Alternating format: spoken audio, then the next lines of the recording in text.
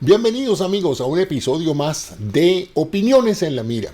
Como cada semana, aquí estamos Fernando Conde y yo, José Antonio Cisneros, para hablarle y comentarles lo que consideramos los tópicos más relevantes. ¿Cómo estás, Fernando? Bienvenido. Buenos días, buenas tardes, buenas noches a todos los que nos escuchan a través de Opiniones en la Mira. Bueno, un placer estar a ti en un día radiante aquí en Michigan. Y bueno, tenemos tantas cosas. ¿Tú supiste que ayer anoche en Virginia Beach, que tiene su historial de tiroteos, también hubo un tiroteo? Parece que hubo dos, pero entre la gente ahí en la playa, ¿qué les pasa a las personas? Mira, te voy a dar un dato sobre los tiroteos.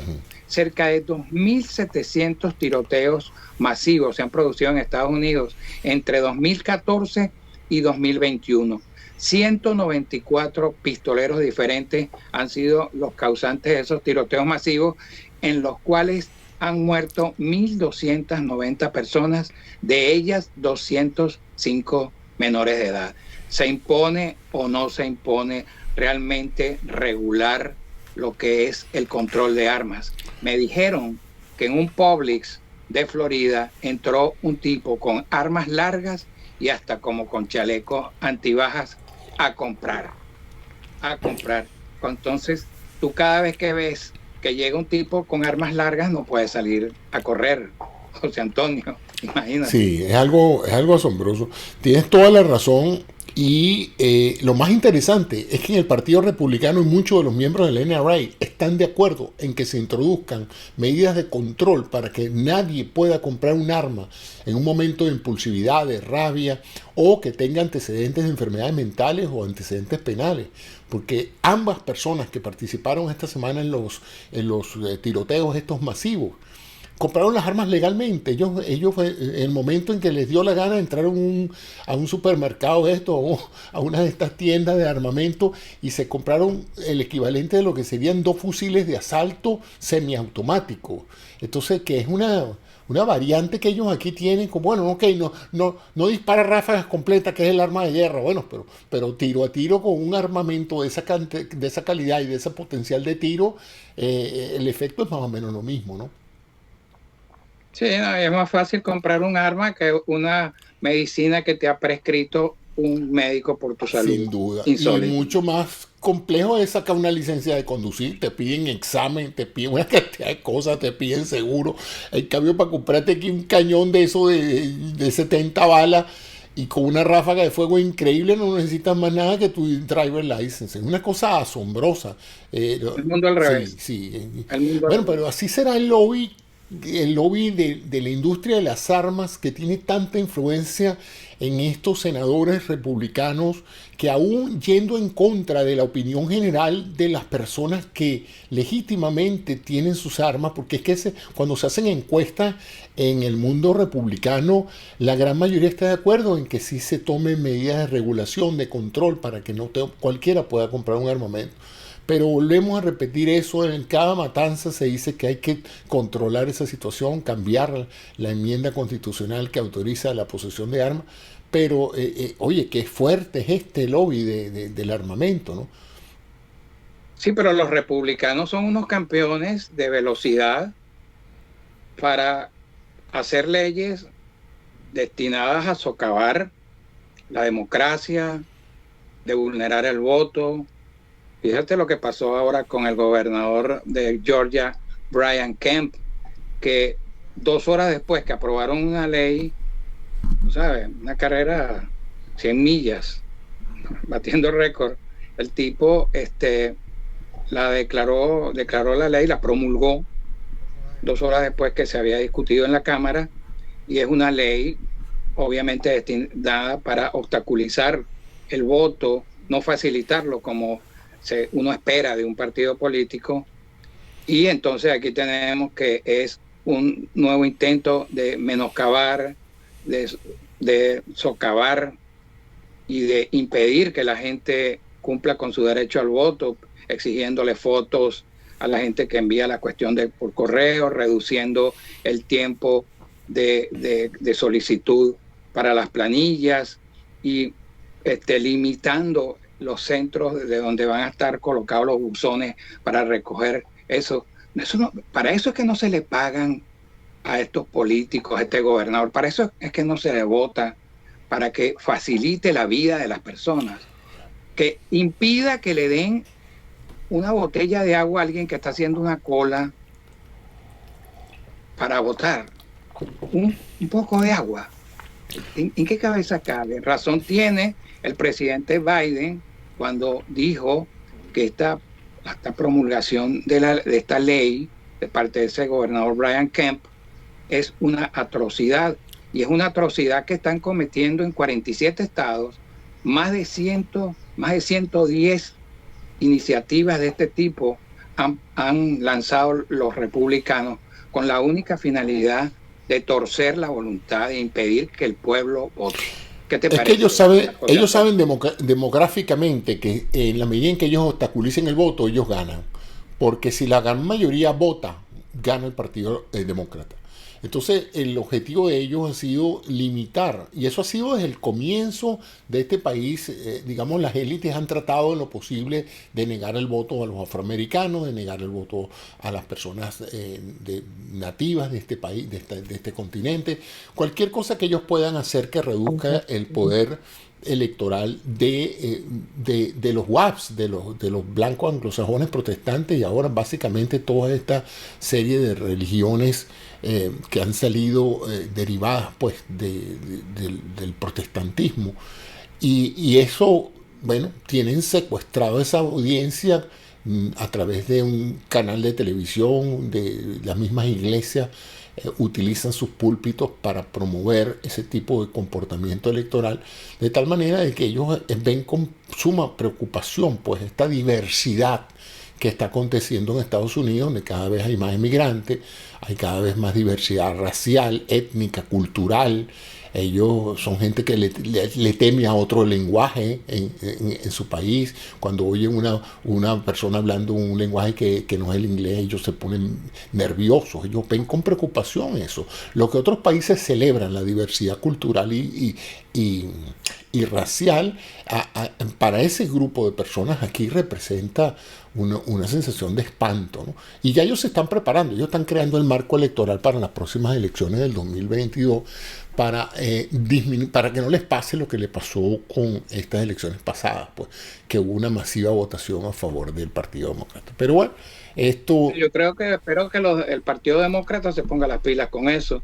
El presidente Biden comparó estas leyes que están promulgando los republicanos como aquellas leyes de Jim Crow que hizo en contra de los afroamericanos, donde legalizaban lo que era la segregación racial, le cortaba los derechos a esos ciudadanos. Estamos hablando de después de las décadas siguientes a la Segunda Guerra, a la Guerra Civil estadounidense. Sí. Entonces, me parece tan absurdo que estamos en el 2021, José Antonio. Sí, desafortunadamente, ya te digo, esto ha sido un lavado de cerebro a mucha gente, que es un partido que mete miedo. Ellos tratan de ganar elecciones haciéndole creer a los votantes que la diversidad y la presencia de otras culturas en este país es una amenaza a su seguridad. Por eso se están armando hasta los dientes, ¿no? Y tú ves, pues, las plataformas de ellos son de violencia, de agresividad. Bueno, en este momento muchos de esos grupos ultranacionalistas blancos son considerados por el FBI la principal peligro de terrorismo que hay, es el terrorismo doméstico, ¿no? Y lo hemos visto en la invasión, en el intento de golpe de Estado al Parlamento, y ahora lo vemos en tiroteos y todo esto. Son situaciones bien preocupantes. Pero bueno, ya hemos estado en esta situación antes, con niños muertos, con mujeres muertas, con, en este caso, asiáticos muertos, y ahora, bueno, tenemos esta situación donde en una ciudad como Boulder, Colorado, una ciudad tan que uno asocia a ski resorts y a todo ese tipo de digamos, ciudades tranquilas por naturaleza, vemos una cosa tan horrible como un hombre entrando como un loco a un supermercado disparándole a todo el que encuentran. Son situaciones inverosímiles que, por cierto, yo no siento que se ven en otras partes del mundo. En otras partes del mundo hay actos de terrorismo y hay locos y hay cosas, pero nunca con esta letalidad y con esta frecuencia que se ve en este país. Y encuentras entonces a republicanos como Ted Cruz hablando de eso con aquella ligereza. O sea, uno se queda realmente abismado. Parece que están viviendo en la época de Billy the Kid. No, ni eso, porque en esa época yo no creo que había un lobby de fabricantes de armamentos cortos tan fuerte como ahorita. Toda esta gente está en la nómina de estos fabricantes, ¿no? Ellos tienen un lobby muy fuerte, estaba el NRA, pero el NRA está supuestamente quebrado, pero ya no a través del NRA, esta gente compra a todos estos parlamentarios para que mantengan un obstruccionismo total hacia cualquier tipo de reforma del control de las armas.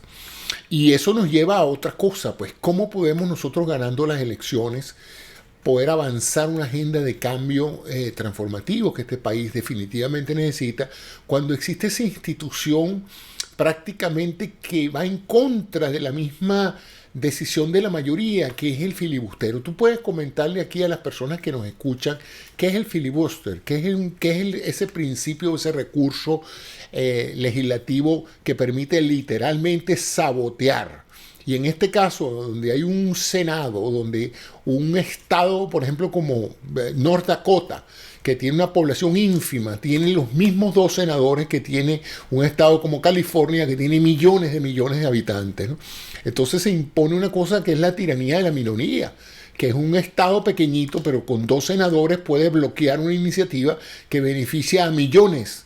En este caso. Y el ejemplo clásico ahorita es no poder avanzar una enmienda constitucional o un cambio o una normativa para el control de armamento, porque basta que unos cuantos senadores se opongan y saboteen ese tipo de aprobación de leyes y tienen entonces a la gran mayoría que está de acuerdo con que esas leyes que cambien, las tenemos inhabilitadas de poder hacerlo porque esa minoría no deja funcionar legislativamente la capacidad de generar leyes. Y ahora viene con todos estos procesos. Pues, ¿qué piensas tú de esto?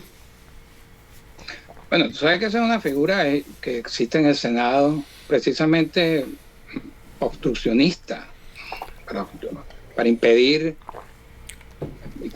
al principio, como para que una mayoría no impusiera una ley que fuera mala, ¿no? Vamos a decirlo de alguna manera. Entonces se requieren 60 senadores para aprobar algo. Así exista una mayoría de 55, de 60 senadores de parte de, por ejemplo, el Partido Demócrata todavía necesitaría tener 2 apoyos de los republicanos. Pero lo que pasa es, como lo ha dicho el presidente Biden, han utilizado eso es para no dejar gobernar. No dejar gobernar al Partido Demócrata, porque esto lo ha aplicado muchísimo los republicanos. Desde, bueno, al presidente Obama se afincaron con Así eso. Es más, se lo decían muy claro, nosotros, cualquier cosa que pase, te lo vamos a obstruir aquí, no vamos a dejar que pase. Incluso Obama tuvo que tratar de imponer sus leyes, las iniciativas que él tenía como presidente, llegando a instancias de firmar órdenes ejecutivas, como lo hizo con el tema de la inmigración, que no quedó en nada precisamente también por eso. Y después la Corte Suprema dio un mandato para que eso lo atendieran el próximo presidente, y el próximo presidente fue Donald Trump, y no atendió absolutamente nada, porque realmente no se ocupó de nada durante 4 años. Sí. Entonces, este obstruccionismo que el mismo jefe de la minoría ahora en el Senado, Mitch McConnell, dijo esta semana que lo había utilizado durante el primer periodo de Obama para impedir que fuera reelecto, o sea, para asegurarse de que Obama solamente cumpliera un periodo. Pero ¿en qué cabeza cabe que tú estás manejando esta figura en el Senado para obstruir una agenda presidencial que necesita el país como es en este caso la del presidente Biden, que se encuentra en medio de una pandemia, que necesita urgentemente hacer políticas, generar realmente las acciones políticas que necesita Estados Unidos para salir adelante en esta grave situación que se encuentra, y haya una obstrucción solamente para torpedear políticamente a un partido político, a una administración. Eso no tiene lógica, y a mí me parece muy importante la actitud que está asumiendo el presidente Joe Biden, es decir, que si esto sigue así, él como mínimo la va a limitar, o si no, la va a abolir. ¿Tú no crees que eso tiene lógica en medio de un partido republicano que se ve que no está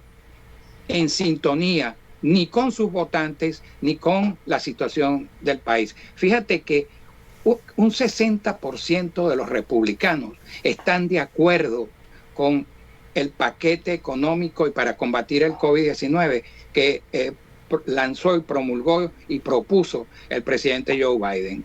Y ese fue aprobado solamente por los demócratas, porque no hubo ni un voto republicano. ¿Se justifica eso?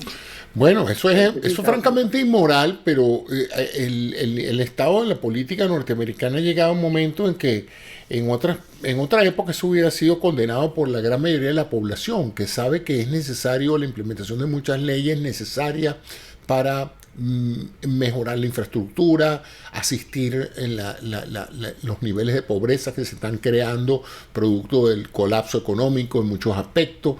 Pero ya te digo, esta gente solo ve sus intereses partidistas y no tiene mayor consideración con las necesidades de, como dicen, el ciudadano de a pie, el americano que lucha todos los días por lograr una vida mejor. Para colmo hemos tenido, chicos, una secuencia en este últimos meses de tragedias naturales. Tenemos estos tornados, estas tormentas, esta situación de cambios de temperatura que hablan de lo que se predijo hace varios años, pues el impacto del cambio climático. Yo recuerdo cuando empezaron a hablar de eso, hablaban de los huracanes, hablaban de los tornados, de los cambios de temperatura, de las modificaciones del clima que iban a afectar económicamente la economía, y hoy lo estamos viendo. Yo cuando veo estas pérdidas que se están sufriendo en diferentes estados productos de cambios climáticos, me asombro de que pareciera que no se está haciendo lo suficiente, ¿no? Menos mal que... Bueno, ese es uno de los temas precisamente que está en la agenda de Biden: el cambio climático, el control de armas, la inmigración, bueno, obviamente atacar al COVID-19 y todo esto, que lo van a detener los republicanos si siguen agigantándose con esa figura del filibustero en el Senado. Por eso es que es importante que eso también se logre quitar, bueno, acabar con esto. Ojalá lo deroguen, modifiquen esas reglas del Senado para que podamos avanzar. ¿Qué piensas tú? Por otro lado, otro de los acontecimientos importantes de esta semana ha sido esta avasallante llegada de niños a la frontera buscando asilo, familias.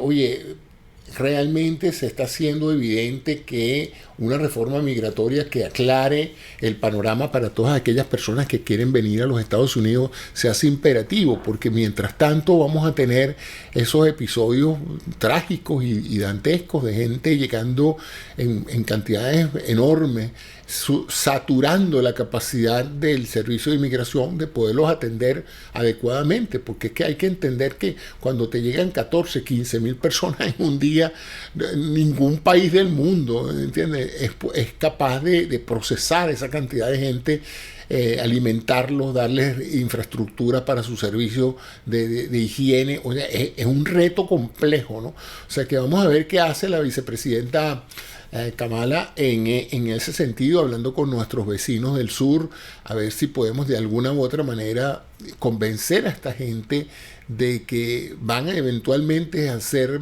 bienvenidos a este país legalmente, pero que el hacerlo todos al mismo tiempo no ayuda a la imagen y a al proceso como tal, ¿no? Es un poco lo que pasaría ahorita si todo el mundo se avasallara sobre las farmacias y los centros a forzar la vacuna. No, estamos vacunando muy eficientemente, ya estamos llegando a los 3 millones diarios, eso es 3 veces lo que esperaba Biden lograr en estos primeros 100 días, pero definitivamente la gente hemos tenido en ese sentido una población paciente que ha esperado su turno y sabe pues con la información clara que para finales de mayo, junio, ya todo el mundo que quiera ser vacunado se puede vacunar independientemente de su edad y de sus condiciones de salud. Mira, el tema de inmigración, de lo que me estás planteando en la frontera sur con México, se ve agravado porque el expresidente Donald Trump desmanteló esas instalaciones en las cuales se podían albergar a esos niños. Pero por fortuna, este es un presidente, Joe Biden, con mucha empatía, que ha dado la orden de que esos menores de edad que se encuentran ahí, cuyos padres ya están aquí en Estados Unidos, logren reunirse, a diferencia de lo que hizo Donald Trump, que en su último año de su mandato todavía habían 545 niños sin saber dónde estaban sus padres. Entonces aquí lo primero es tratar de localizar a esos padres de esos niños que están ahí, si se encuentran aquí en Estados Unidos, reunirlos y después buscar la forma de darles un confort a estos pequeños para que puedan permanecer aquí el tiempo debido. Yo te digo, yo creo que esto hay que manejarlo con políticas serias, con políticas fuertes, decididas a realmente hacer un control de la inmigración, facilitarlo en aquellos casos que se deban facilitar y no levantando un muro, porque yo creo que nosotros estamos más bien, y creo que los demócratas son unas personas que en lugar de levantar muros, los quieren derribar porque nosotros estamos en un mundo más global. Yo soy globalista.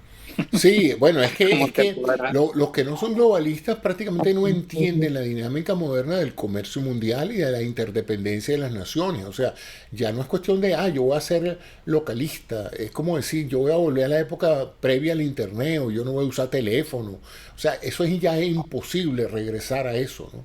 Porque sencillamente cada país se ha especializado en algún aspecto de su capacidad industrial o de servicios o de productos y evidentemente pues resulta mucho más económico y de beneficio para todos que algunos países pues sean los surtidores de otros países. Entonces es imposible para ningún país hacer todo ellos solos.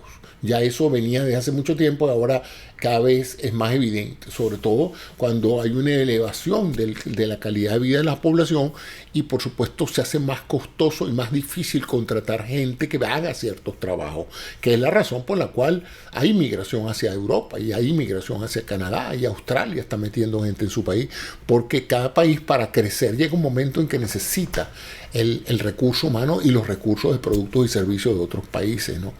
Por otro lado, quiero a aquellas personas que nos están escuchando y que encuentran valor en estas conversaciones semanales que Fernando y yo tenemos, invitarlos a que se suscriban a nuestro canal en YouTube, que activen las campanitas de las notificaciones, porque eso les va a permitir pues saber cuando subimos programas y que nos hagan saber pues qué temas y en qué recomendaciones o si les gusta o no les gusta. Si tampoco les gusta, pues díganos por qué no les gusta en los comentarios, ¿no? Y es importante porque yo hasta ahora pienso que realmente somos una referencia semanal en el idioma español sobre temas de acontecimientos nacionales para los Estados Unidos y globales en general, de impacto importante a nivel general. Y no hay muchos programas así. Esto no es un programa de noticias, no estamos informándoles a ustedes nada que ustedes no conozcan, sino dándoles una perspectiva hispanoamericana sobre cómo vemos nosotros las cosas desde aquí adentro, ¿no? Mira, tratamos el aspecto global, y disculpa que te interrumpa, quería, ya como tú eres el experto en salud, tenemos un tema importante que es con la vacuna esta AstraZeneca, que se habla mucho de los tests, de las informaciones que ellas manejan, tenemos bastantes cosas que hablar sobre esta vacuna. ¿Qué diferencia tiene en torno a lo que es, en cuanto a lo que es la Pfizer, la Moderna? ¿Qué pasa con esta vacuna, José Antonio? Mira, hay una combinación de malas decisiones, hay una combinación de malos entendidos también. Y el primer evento que plagó porque ella fue una de las primeras empresas farmacéuticas que junto con la Universidad de Oxford hicieron una unión estratégica para desarrollar esta vacuna. La universidad tenía la tecnología, sabía exactamente cómo manipular el código genético del virus para meterlo en otro virus, que es un adenovirus, y usar eso para hacer que la persona produjera la proteína que activa el proceso inmunológico. Un poco lo mismo que hace Moderna y lo que hizo Pfizer, solo que a diferencia de estas dos que usan un vehículo, una cápsula lipídica para encapsular, valga la redundancia, el código genético del mRNA.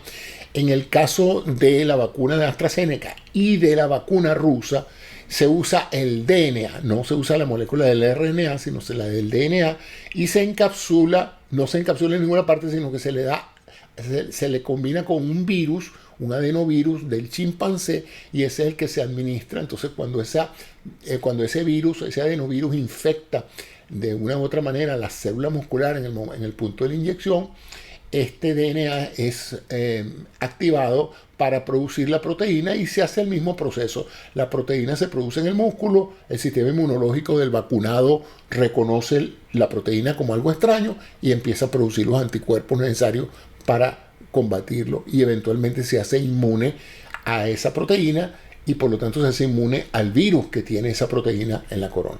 Ese es básicamente.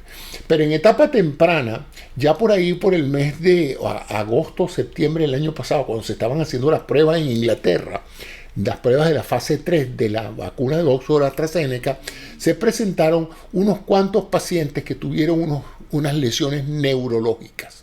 Y eso llamó la atención porque paró de inmediato. Todo el mundo estaba bastante alerta sobre que la posibilidad de que estas vacunas novedosas tuvieran efectos importantes, peligrosos. Al aparecer estos pacientes con estos síntomas, pues se paró el proceso de estudio de fase 3 hasta que se estableció de nuevo que la vacuna no tenía nada que ver con eso, que estos pacientes se enfermaron por otras razones, pero no fue a propósito de la vacuna que se le generó este proceso. Siguió eso, lograron la aprobación en el Reino Unido, empieza el Reino Unido a vacunar a su gente, empieza la comunidad económica a aceptar la vacuna de AstraZeneca y empieza pues eso a transformarse en la principal herramienta de vacunación de la Unión Europea. ¿Qué pasa ahorita ya una vez que se empiezan a vacunar millones de personas? En Dinamarca vuelven a surgir pacientes, pero esta vez con otra problemática que no tiene nada que ver con la problemática neurológica inicial que se dio en Inglaterra, y es problemas de coagulación. Hicieron tromboembolismo. Entonces ocurre en 11 personas en un universo de vacunados de 11 millones. Imagínate tú, que en 11 millones 11 personas desarrollen una cosa, es algo extremadamente raro. Pero por pura cautela, las autoridades danesas pues dijeron, no, vamos a suspender esto hasta que se aclare esta situación. ¿Qué es lo correcto? Es lo que se debe hacer en estos protocolos. Pero inmediatamente al haber anunciado esto en la Comunidad Europea, los países vecinos dijeron, no, si los daneses prohibieron esto, por ahora pararon esto, nosotros vamos a hacer lo mismo. Entonces lo hizo Noruega, lo hizo Holanda, lo hicieron todos los países vecinos, ¿no? Ellos tienen un problema allá en Europa y es que después de haber bajado sustancialmente el número de casos y haber relajado un poco la economía, los casos están de nuevo volviendo a aumentar. Los científicos se dedicaron a evaluar si de verdad la vacuna tenía algo que ver con estos casos de tromboembolismo y se dieron cuenta de que no tenían nada que ver. Entonces, de nuevo, una falsa alarma en el sentido de que todo el mundo se preocupó por la vacuna de AstraZeneca, pero la conclusión general de toda la comunidad internacional es que la vacuna es segura y efectiva. Y se sigue vacunando gente en toda parte del mundo donde esta vacuna está llegando. Esta vacuna tiene una ventaja que tengo entendido por las fuentes que he consultado, que una vacuna de bajo costo es fácil de producir. Entonces eso ha hecho pues que forme parte de ese contingente de vacunas que la Organización Mundial de la Salud tiene para el resto de los países en desarrollo, los países pobres del mundo, les van a mandar la vacuna de AstraZeneca. Por supuesto, el gran mercado es Estados Unidos. Ellos están tratando de lograr su certificación, que les permitiría una mayor legitimación, porque ellos tienen la europea. Pero ellos quieren legítimamente entrar en el mercado americano de vacunas porque también son necesarias. Si nosotros queremos una inmunidad de rebaño lo antes posible, ya tenemos 3 vacunas, pues una 4ª vacuna ayudaría bastante en este sentido. Y AstraZeneca es una empresa grande con una gran capacidad de producción de este tipo de cosas. Meten los papeles, meten la data para lograr su certificación en los Estados Unidos.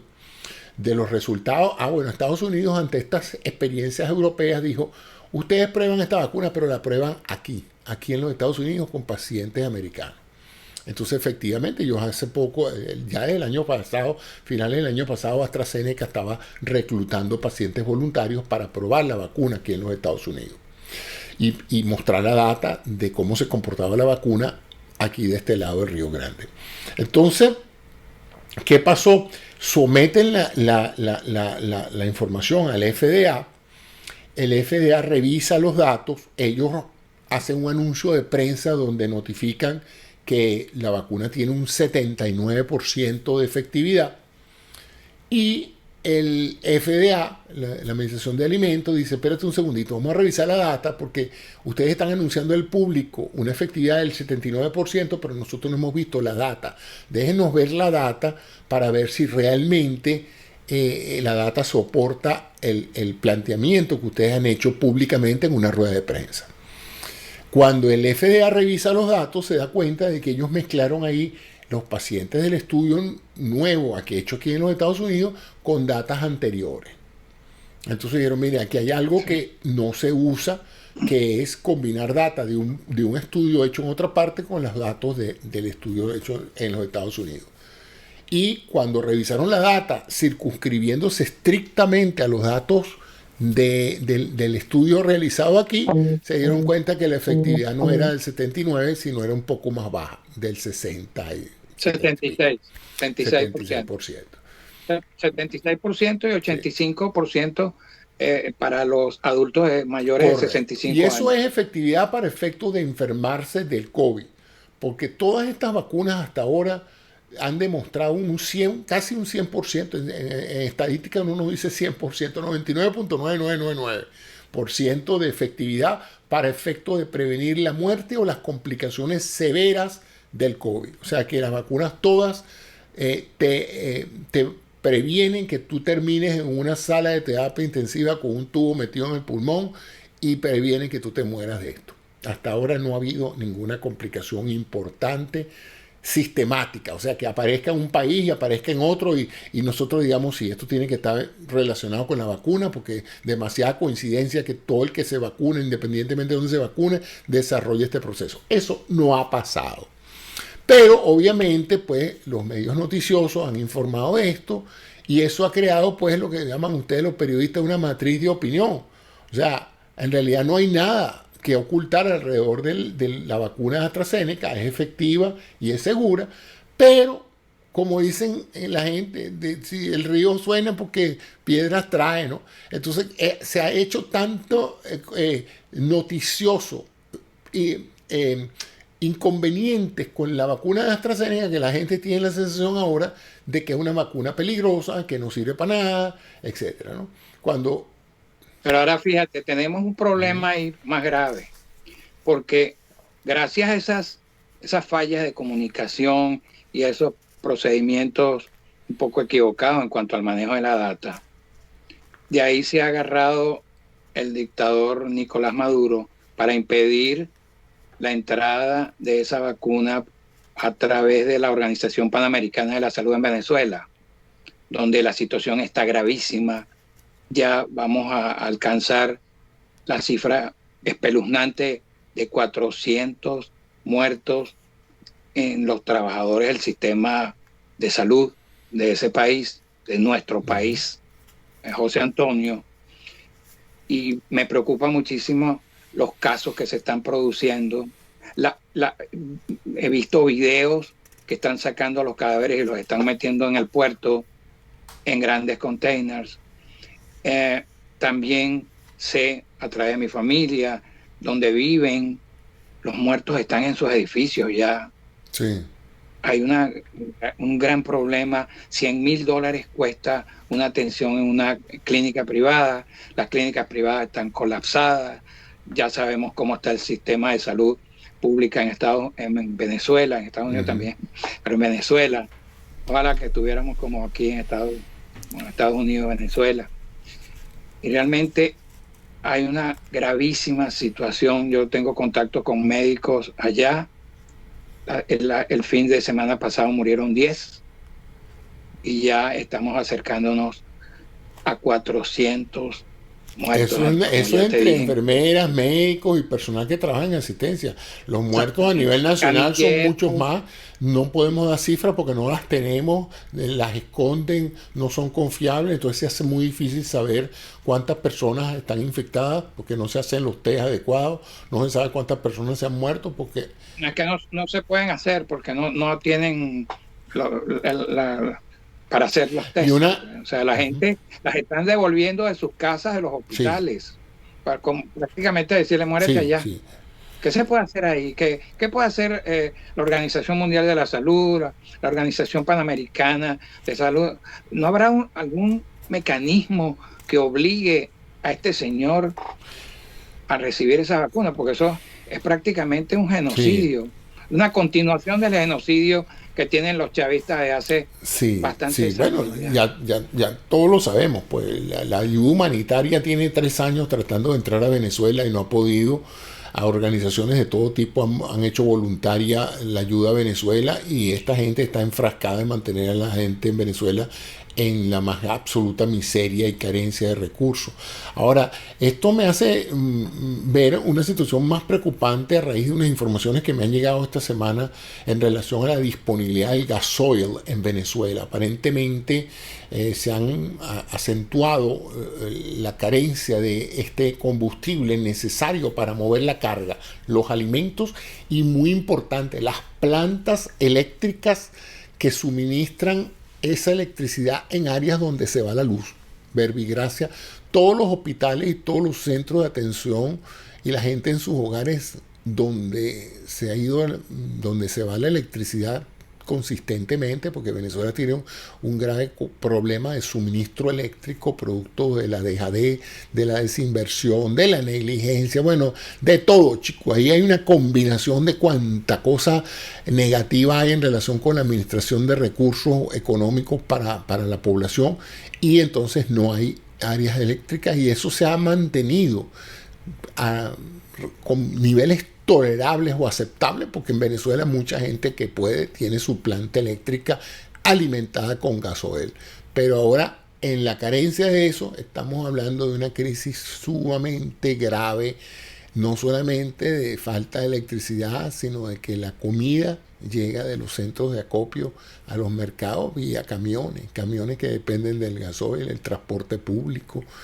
Entonces, mira, estamos en la antesala de una crisis humanitaria mucho más severa que la que habíamos tenido en los últimos años, porque de alguna u otra manera Venezuela se las arreglaba, el régimen se las arreglaba para traer combustible, pero aparentemente con esta situación, y ahora fíjate, con la crisis del canal de Suez y con el aumento de la reactivación económica, el petróleo está subiendo de precio, o sea que ahora en un país pobre como Venezuela, le va a costar muchísimos más recursos poder importar la gasolina y el gasoil necesario para que se mueva el país.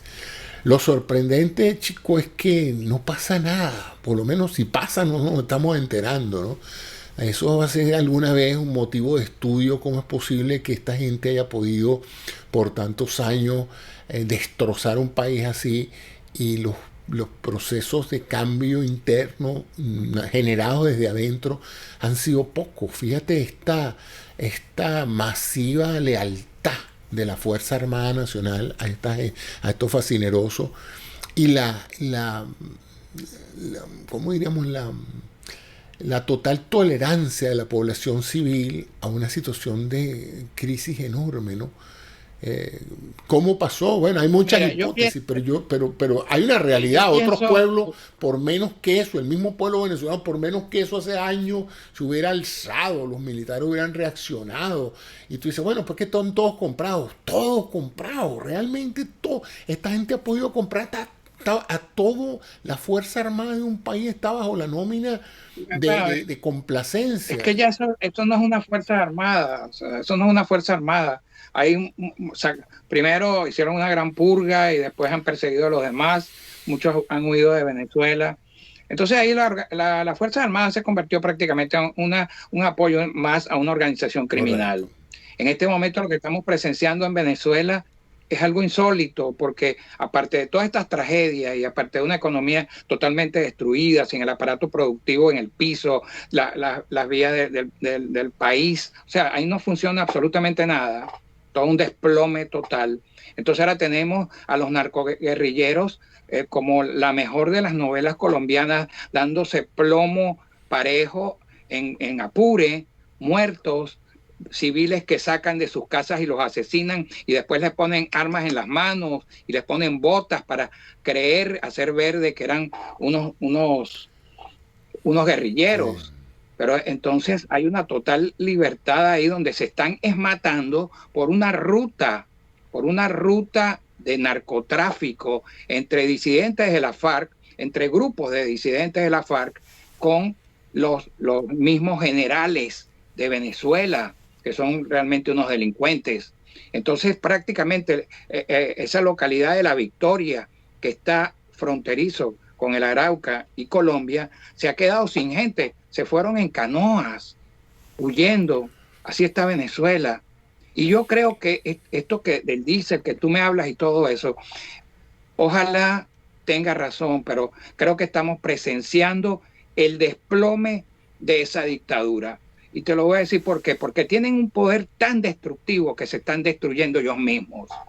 Se están matando entre ellos mismos. Eso no es un gobierno, ni es nada, ni es siquiera una dictadura. Porque Nicolás Maduro no gobierna solo. En Venezuela gobierna también el malandro de la Cota 905. Los famosos el malandro pranes, ¿no? Que está en Petare.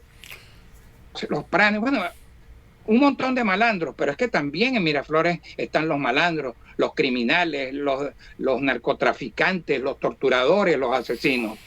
Esa es la realidad que existe en Venezuela, y a mí lo que no me parece insólito es que el mundo todavía no se entere de eso.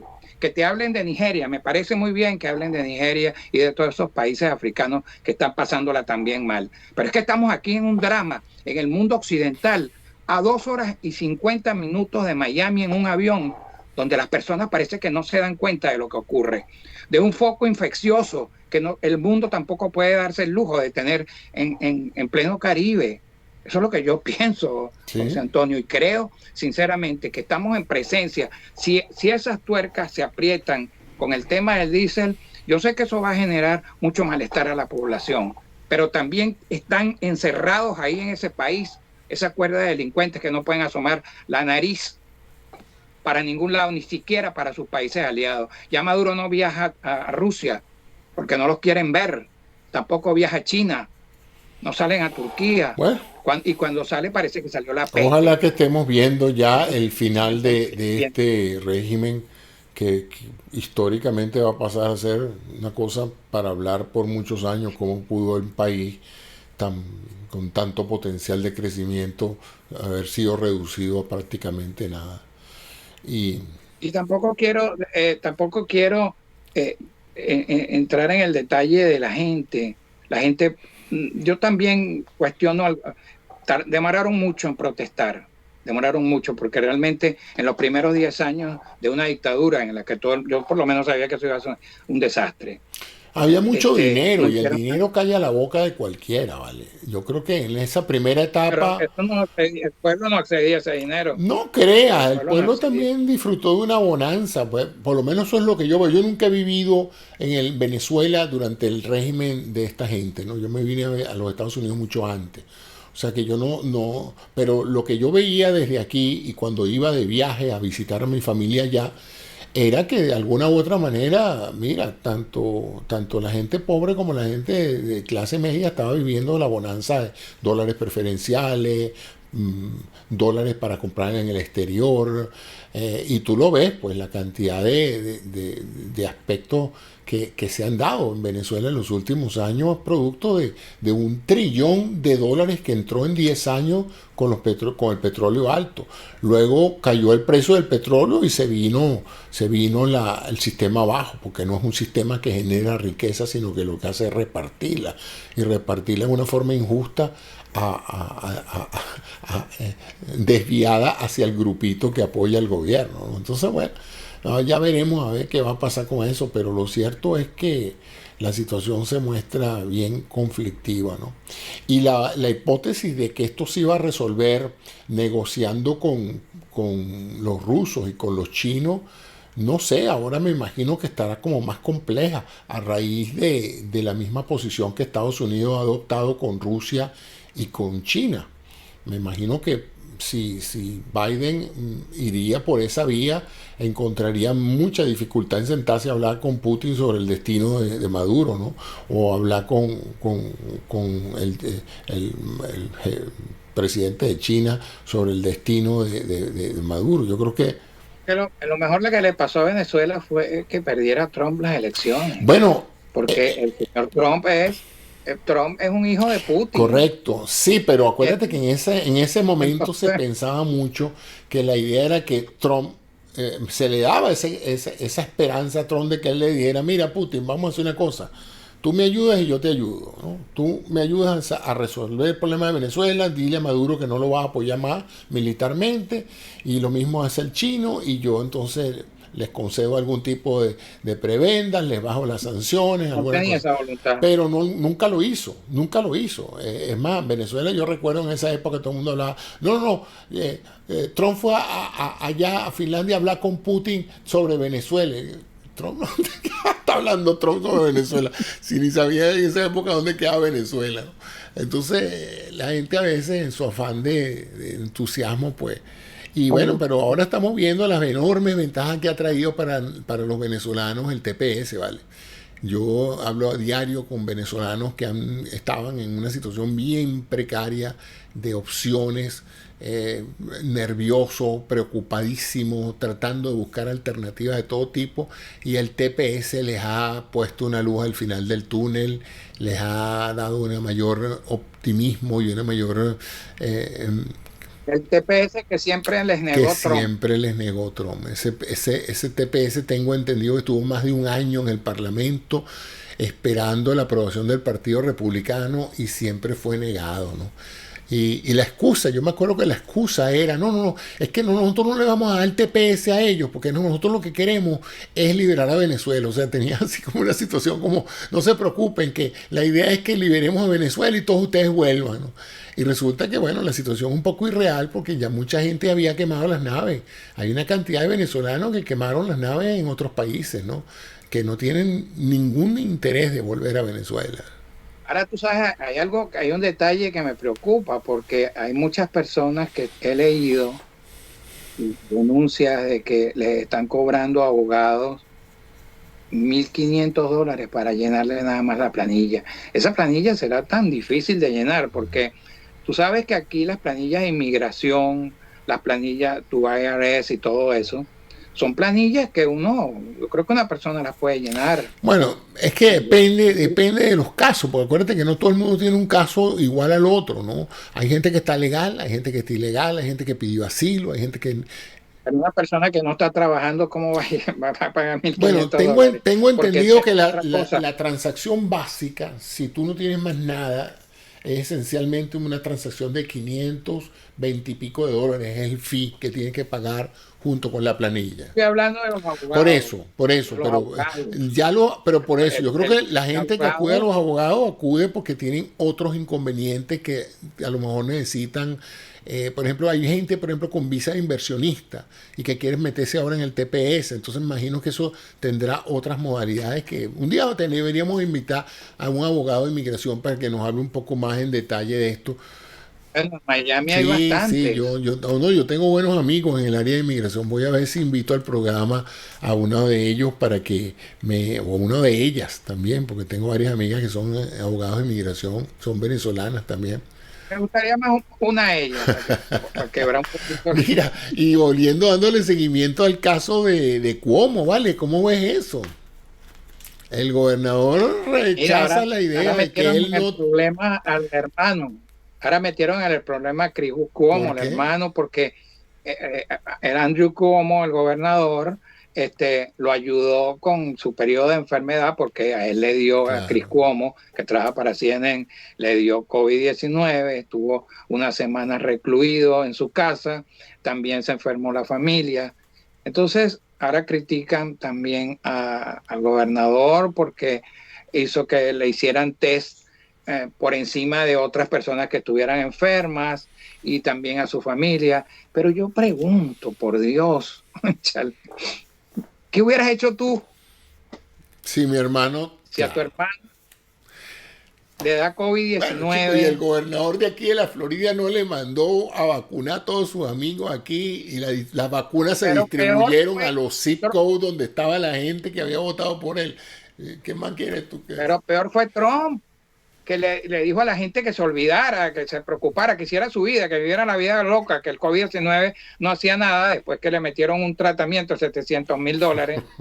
Entonces, pero apenas apareció la vacuna fue él, la esposa y el hijo, se vacunaron en la Casa Blanca y mira, no dijeron nada. Igualito al mejor estilo de Nicolás Maduro, que se vacunó él, se vacunó la mujer, se vacunó el hijo, se vacunaron los Alibaba y los 40 ladrones del chavismo, y entonces los venezolanos no se pueden vacunar, igualito Trump. O sea, y ahora entonces vamos a enjuiciar a Cuomo, que si nosotros en este país, si hay algo que se le da relevancia, es a la familia. Cuomo, el gobernador de Nueva York, por ayudar a su hermano de una enfermedad tan grave, ahora es malo que le están negando que el gobernador haya puesto de su parte para que su hermano recibiera un test de COVID-19. Wow. Ya esto se está pasando. Sí.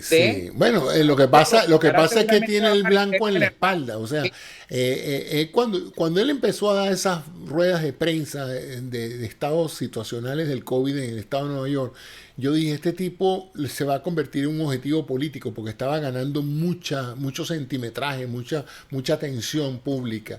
Y lo estaban cazando. Tú sabes que este es un sistema que en el momento en que alguien se transforma en una persona de interés, como dicen, porque exaltas mucho algún tipo de actividad que haga, inmediatamente hay gente procurando destrozarte y buscándote cualquier razón para hacerse noticioso. Mira este detalle, José Antonio, que lo que tú estás diciendo es cierto. Fíjate, la otra gobernadora que se enfrentó, como lo hizo Cuomo con Trump, fue Gretchen Whitmer de Michigan. ¿Y qué pasó con Gretchen Whitmer? Bueno, aquí le tenían de tirana, porque así lo decía Trump. Y después, ¿qué ocurrió? Le mandaron las milicias armadas al Capitolio. Un capítulo, eso fue un briefing. Un ensayo, un simulacro. Y después estaban haciendo un complot para asesinarla, que descubrió el FBI. Increíble. No, las cosas que se han visto aquí han sido realmente penosas. Mira, hay un detalle que no quiero dejar de pasar por alto. Demócratas en la Cámara de Representantes presentaron una legislación para prohibir que el correo de Estados Unidos sea ralentizado en sus funciones, en la distribución de las cartas, de los paquetes y todo eso, como pretenden los republicanos, porque ya sabemos cuál fue la intención del señor Trump de acabar con la votación por correo y no encontró ninguna otra mejor manera que tratar de torpedear hasta hundir a un correo que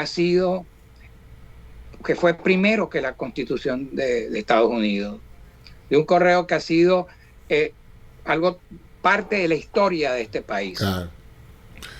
Creo que es importante y es un buen primer paso que está dando los demócratas en la Cámara de Representantes para proteger algo que yo considero muy mío, el correo, porque lo he utilizado bastante. Claro. Y por ahí hasta llegan a ti los papeles de inmigración. Las medicinas, la cantidad de cosas que... Siempre ha sido, José Antonio, un motivo de elogio, lo del correo. Y tú cuando está cayendo nevadas aquí en Michigan, que está haciendo 20 grados bajo cero, tú ves a esas señores y mujeres repartiendo sus correos con una clase y con una entrega del trabajo increíble. Conozco gente que trabaja en el correo. Por eso yo lo entiendo. Bueno, ya estamos llegando al final de la hora y quería entonces decirle a las personas que si quieren escuchar todos estos programas anteriores y los que vienen, una forma bien fácil, además de entrar a YouTube, es que entren directo en la página web enlamira.net. Ahí está todo y no tienen las distracciones de ver videos ajenos, sino que entran y ahí estamos nosotros con interesantes entrevistas de este y de muchos otros programas. Y si quieren entrar directo en la sección donde estamos Fernando y yo, la dirección está aquí arriba. Aquí, ahí está, opiniones.enlamira.net. Eso es una página web, opiniones.enlamira.net. Ahí entran y ahí aparecen todos los programas en la secuencia histórica en que se han hecho, de manera que ustedes puedan compartir con nosotros opiniones, hacer comentarios, etcétera, ¿no? Porque Fernando y yo aspiramos ser una fuente de interés, de polémica, de discusión sobre temas que consideramos importantes para todos aquellos hispanoamericanos que viven y laboran en los Estados Unidos y que tienen opiniones diversas sobre temas de actualidad política, económica, etc. ¿Algún otro comentario que quieras hablar, Fernando, sobre... no sé, la parte económica? ¿Qué te parecen las amenazas que hay? Hay mucha gente hablando de que viene una inflación galopante. Y hay otros que dicen, no, que galopante. Sí, es verdad que se ha lanzado mucha plata a la calle, pero es porque la plata se había desaparecido de la calle. No había, ¿no? No es que se inyectó esto en la economía por encima de los niveles que teníamos. No, la economía había caído tanto que inyectando todo este capital a la calle para que pueda circular, todavía no se logra pues llegar a los niveles de consumo, sobre todo, y de calidad de vida que se tenían antes de que esta pandemia apareciera. Aquí en Estados Unidos nunca se ha producido esas inflaciones galopantes, porque hay sistemas en los cuales se puede hacer un poquito de aquí, se sube por acá. Es como manejar un avión aquí en Estados Unidos. Hay controles que pueden permitir de que se ataje esa inflación. En este momento, obviamente, era necesario ese gasto, ese estímulo, problemas. Y todo eso son riesgos que están calculados. Bueno, eso es lo que se espera. Aunque ya empezó a subir la gasolina. Aquí pasaron en general de gasolina de $2 el galón, ahora están $2.80, $2.90, y eso es la mínima, porque hay gasolinas de $3, $4 y $5 en diferentes estados, ¿no? Así es que hay que estar al tanto de eso, porque acuérdate que esto es una economía de libre mercado donde cada quien pone el precio y si el mercado lo paga, pues ese es el nuevo precio. Así es que estaremos pendientes de todas estas cosas y a mí me gustaría hablar un poco con un economista sobre esto, porque mucha gente sigue llamando la atención sobre la gravedad de un aumento en la deuda y en el costo de financiamiento de la deuda. Y eso es una corriente de ciertos economistas, porque hay otros que dicen, mira, esto es una deuda de la gente con la gente, pues. Esto no es una gente, esto es como si la mano derecha le debiera plata a la mano izquierda, ¿no? Es la misma gente, la misma causa, ¿no? La deuda es entre el Estado y la gran mayoría de los ciudadanos norteamericanos. Que cualquier cosa en la economía tiene un efecto. Y si nosotros no se le da ese estímulo a las personas, el efecto puede ser peor, porque no vamos a hablar de inflaciones, vamos a hablar de recesiones profundas. Claro. Bueno, y nosotros la única analogía que yo puedo ofrecer a la gente es la analogía médica. Si usted ha perdido sangre, hay que darle sangre. No hay otra alternativa. Exacto. Yo le puedo poner otros medicamentos para subirle la presión arterial, pero hasta que usted no le ponga una buena dosis de transfusión, mire, usted está mal. Así que bueno, vamos a despedirnos entonces de la gente que semanalmente tiene la cortesía de vernos. Y muchas gracias a todos. Feliz fin de semana y hasta la semana que viene, que tendremos otros comentarios en relación a esto. Esperamos que no haya más tiroteos en la semana que viene que afecten a esto. Esperamos que las cifras de COVID, de muertes y de infecciones estén bajando y que más gente se esté vacunando. Y bueno, esperamos lo mejor, por supuesto, para Venezuela, que algo pase, que rompa este status quo, esta paz siniestra que ha logrado este régimen de mantener a la gente callada y en su casa pasando hambre y vicisitudes. Muchas gracias a todos y de nuevo gracias por compartir su tiempo con nosotros aquí en opinionesenlamira.net. Gracias, amigos.